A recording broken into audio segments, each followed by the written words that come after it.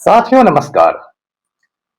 पटना बिहार से मैं Amitabh Kumar Das, IPS 94 batch, और आप देख रहे हैं मेरा अपना यूट्यूब चैनल दास बोले बिंदास। साथियों, इस चैनल में मैं आपको ऐसी जानकारियां भी देता हूं जिनको जानना जरूरी है, लेकिन जिनको ज्यादातर लोग नहीं जानते। साथियों, आज मैं आपको ऐसे हीरो हिंदुस्तानी के बारे में बताऊंगा जिसने नफरतों से भरे इस दौर में, इस अंधेरे दौर में पूरे मुल्क को इंसानियत का एक पैगाम दिया है। हिंदुस्तान के इस हीरो का नाम है मोहम्मद दीपक, जिसे मैं दिल से सैल्यूट करता हूं। साथियों, कहानी शुरू से शुरू करता हूं। हिंदुस्तान में एक बहुत खूबसूरत और पहाड़ी राज्य है उत्तराखंड। उत्तराखंड की राजधानी है देहरादून में और हाईकोर्ट है नैनीताल में। उत्तराखंड के दो भौगोलिक हिस्से हैं, कुमाऊं और गढ़वाल। उत्तराखंड को देवभूमि इसलिए कहते हैं क्योंकि चारों धाम यही हैं हिंदुओं के, बद्रीनाथ, केदारनाथ, गंगोत्री, यमुनोत्री। उसी उत्तराखंड में एक छोटा सा शहर है कोटद्वार। ये घटना कोटद्वार की है। इसी साल 26 जनवरी की घटना है। 26 जनवरी यानी कि हिंदुस्तान का गणतंत्र दिवस, रिपब्लिक डे। उस दिन क्या हुआ कि बजरंग दल के कुछ गुंडे थे और ये गुंडे मवाली लोग एक मुस्लिम दुकानदार के पास पहुंच गए, जिसका जो बुजुर्ग दुकानदार है, जिसका नाम है वकील अहमद। ये वकील अहमद एक छोटी सी दुकान चलाता है। नाम है दुकान का Baba school dress and matching centre. जैसा नाम से स्पष्ट है, ये स्कूल के पोशाक बेचने और बनाने का काम करता है। और बजरंग दल के ये जो गुंडे मवाली लुच्चे लफंगे थे, ये वहां जाकर गाली गलौज करने लगे और कहने लगे कि दुकान के नाम से तुम बाबा शब्द हटाओ, तुमने बाबा क्यों लगा लिया है। तो ये हंगामा हो रहा था और बिल्कुल ये लोग उग्र थे। लग रहा था कि दुकान में तोड़ फोड़ कर देंगे, आग लगा देंगे, कुछ कर देंगे। उसी दुकान के बगल में दीपक नाम का एक हिंदू नौजवान एक जिम चलाता था। जिम आप जानते हैं, व्यायामशाला जिसको हिंदी में कहते हैं, जहां लोग कसरत करने जाते हैं, डोले शोले बनाने जाते हैं। और ये जो दीपक है, ये खुद भी एक बॉडी बिल्डर है, इसे खुद भी बॉडी बिल्डिंग का शौक है। और ये वहां एक बगल में जिम चलाता था, जो जिम कोटद्वार में बहुत पॉपुलर था, बहुत सारे लोग इसमें आते थे। अब क्या हुआ कि दीपक के कानों में ये हल्ला सुनाई दिया। उसने झांका तो देखा कि एक मुस्लिम बुजुर्ग के साथ बजरंग दल के गुंडे मवाली बदतमीजी कर रहे हैं। तो ये दीपक वहां पहुंच गया। इसने बजरंग दल के गुंडों को ललकारा कि ऐसे तुम कैसे कर सकते हो, तुम कौन होते हो नाम बदलवाने वाले, ये वो। और ये भिड़ गया उन गुंडों से। तो वो गुंडे सब पका गए, चूंकि ये बॉडी बिल्डर था, खुद लंबा तड़ंगा था, इससे कोई पंगा नहीं लेना चाहता था। तो उन्होंने पूछा कि तुम्हारा नाम क्या है। तो दीपक ने जवाब दिया, मोहम्मद दीपक। अब ये जवाब देखिए, बहुत शानदार जवाब था। दीपक ने अपने नाम में मोहम्मद लगाकर बता दिया कि ठीक है, मैं दीपक हूं, लेकिन मैं मोहम्मद दीपक भी हूं। हिंदू मुसलमान सब मेरे लिए बराबर है। उसके बाद ये जो बजरंग दल के गुंडे मवाली लुच्चे लफंगे थे, ये दुम दबाकर भाग खड़े हुए। तो जब ये वीडियो वायरल हुआ, मोहम्मद दीपक वाला वीडियो, तो देश विदेश में ये दीपक जो था वो बिल्कुल हीरो बन गया।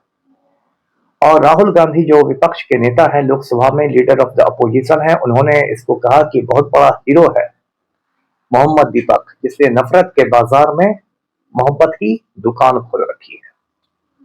उत्तराखंड में बीजेपी की सरकार है, वहां का नालायक मुख्यमंत्री है पुष्कर सिंह धामी। पुष्कर सिंह धामी की सरकार ने मोहम्मद दीपक पर बहुत सारे झूठे मुकदमे कायम कर दिए बजरंग दल के गुंडों के कहने पर। और बहुत सारे लोग उसके जिम्मे जाना लोगों ने बंद कर दिया, डर से कि वो भी सरकार की आंखों में चढ़ जाएंगे। लेकिन मोहम्मद दीपक इतना मशहूर हो गया दुनिया भर में कि बीबीसी लंदन ने उसका इंटरव्यू किया। अब साथियों, मैं मोहम्मद दीपक को इसलिए सलाम करता हूं क्योंकि मोहम्मद दीपक जैसे लोग समाज में बहुत कम रह गए हैं, जो मोहब्बत की बात करें, भाईचारा की बात करें, अमन की बात करें। साथियों, हिंदुस्तान में बचपन से हम लोग सुनते आए हैं गंगा जमनी तहजीब है, हमारी एक साझी संस्कृति है, कंपोजिट कल्चर है। बचपन में एक गीत मैं अक्सर सुनता था, मुझे याद हो गया है, आपको भी सुनाता हूं कि मंदिर में दाना चुगकर चिड़िया मस्जिद में पानी पीती है। मंदिर में दाना चुगकर चिड़िया मस्जिद में पानी पीती है। मैंने सुना राधा की चुनरी कोई सलमा बेगम सीती है। तो ये हमारा हिंदुस्तान है जहां एक चिड़िया आती है, परिंदा आता है और वो पहले मस्जिद में दाना चुगता है, फिर मंदिर में पानी पीता है। ये वो हिंदुस्तान है जहां राधा की जो चुनरी होती है वो कोई सलमा बेगम सीती है। तो ये हमारी साझी विरासत है। मैं बिहार के दरभंगा शहर का रहने वाला हूँ, शाहगंज मोहल्ले का। शाहगंज मोहल्ले में जब मैं शुरू शुरू में आया था, 70-80% आबादी मुसलमानों की थी और हम लोग बहुत भाईचारे के साथ, बहुत मोहब्बत के साथ रहते थे। मेरे घर के एकदम बगल में एक मस्जिद है और सुबह सुबह मेरी नींद खुल जाती थी जब मस्जिद की अजान आती थी। फजर की जो नमाज होती है, पहली नमाज, उसकी जो अजान आती थी, उससे मैं बहुत सवेरे सवेरे उठ जाता था। और मस्जिद की अजान ने मुझे बचपन से एक अर्ली राइजर बना दिया। जब मैं आईपीएस की ट्रेनिंग के लिए गया था हैदराबाद, तो वहाँ हम लोग को बहुत सवेरे उठना पड़ता था। बहुत सवेरे उठ के जब अंधेरा ही छाया रहता था, हम लोग को परेड ग्राउंड में पहुंचना पड़ता था। तो मेरे कुछ बाकी जो साथी थे उनको बड़ी दिक्कत होती थी, लेकिन मैं बिल्कुल तैयार होके रहता था खड़ा। वो लोग पूछते थे कि तुम अमिताभ इतनी जल्दी कैसे जग जाते हो, तुमको आलस नहीं आता? तो मैं कहता था कि अरे मैं बचपन से एक मस्जिद के घर पास रहा हूँ और फजर की नमाज के साथ, फजर की अजान के साथ मुझे सवेरे जगने की आदत है। तो ये वो हमारा हिंदुस्तान है। लेकिन पिछले कुछ सालों में इसी हिंदुस्तान में आप देखेंगे एक नफरत को फैशन बना दिया गया है। लोग सोचते हैं कि देशभक्ति का मतलब, वतन परस्ती का मतलब है मुसलमानों से नफरत करना, मुसलमानों के बारे में उल्टी सीधी बातें करना, मुसलमानों को नीचा दिखाना। और केंद्र में जो सरकार है भाजपा की, भारत जलाओ पार्टी की, उसका तो काम ही यही है कि भाई आग लगाते रहो, जिससे कि बस हिंदू मुसलमान होता रहे। ना महंगाई पर चर्चा हो, ना शिक्षा पर चर्चा हो, ना बेरोजगारी पर चर्चा हो, ना करप्शन पर चर्चा हो, भ्रष्टाचार पर चर्चा नहीं हो, कुछ नहीं। तो ऐसे समय में, ऐसे अंधेरे के समय में मोहम्मद दीपक हमारा हीरो है। एक और मैं किस्सा आपको सुनाता हूं जो बहुत कम लोग जानते हैं। कश्मीर घाटी में एक अमरनाथ गुफा है। यहाँ एक बर्फ का शिवलिंग बन जाता है प्राकृतिक रूप से, जिसको लोग, हिंदू लोग उसे बर्फानी बाबा कहते हैं। हर साल जुलाई अगस्त के महीने में अमरनाथ यात्रा होती है और उसमें लाखों हिंदू जाते हैं अमरनाथ की गुफा में, जाके बर्फानी बाबा का दर्शन करते हैं। मैं जब आईपीएस की ट्रेनिंग करता था तो मुझे अमरनाथ यात्रा में ड्यूटी करने का मौका मिला। बीएसएफ वाले अमरनाथ यात्रा की सुरक्षा का इंतजाम करते हैं, तो मैं बीएसएफ के साथ अटैचमेंट था हमारा। मैंने अमरनाथ यात्रा में ड्यूटी की है। ये सब 1996 की बात है, 96 के अगस्त की बात है। मतलब अब तो समझिए 30 साल होने जा रहा है। वहां एक बड़ी दिलचस्प बात मुझे मालूम हुई जो ज्यादातर लोग नहीं जानते। ये जो अमरनाथ की गुफा है, इसकी खोज एक मुसलमान गडेरिया ने की थी। एक मुसलमान गडेरिया था जो भेड़ चराते चराते काफी ऊपर चला गया था गुफा के पास, और उसने गुफा में ये बर्फानी बाबा को देखा और उसने लौट कर लोगों को बताया कि ऐसे ऐसे एक गुफा है ऊपर में, और उसमें लगता है कि जैसे शिव जी का रहता है, शिवलिंग रहता है, वैसा एक बना हुआ है। और आप जानते हैं कि आज तक अमरनाथ की गुफा में जितना भी चढ़ावा चढ़ता है, टोटल जितने भी उसमें पैसे आते हैं लोगों के, उसमें 1/4 हिस्सा उस गडेरिया की फैमिली को जाता है। वो गडेरिया का तो अब इंतकाल हो गया, वो तो दुनिया छोड़ के जा चुका, तो उसकी फैमिली को जाता है। ये हमारा गंगा जमनी तहजीब है। कि अमरनाथ गुफा की खोज भी एक मुसलमान ने की थी और आज भी उसकी फैमिली को उसका चढ़ावा जाता है। और जब मैं था वहां ड्यूटी करा 96 में, तो बहुत बड़ा एक बर्फीला तूफान आ गया और झेलम नदी में बाढ़ आ गई और हजारों हिंदू लोग, औरतें, बच्चे, बूढ़े पहलगाम शहर में फंस गए।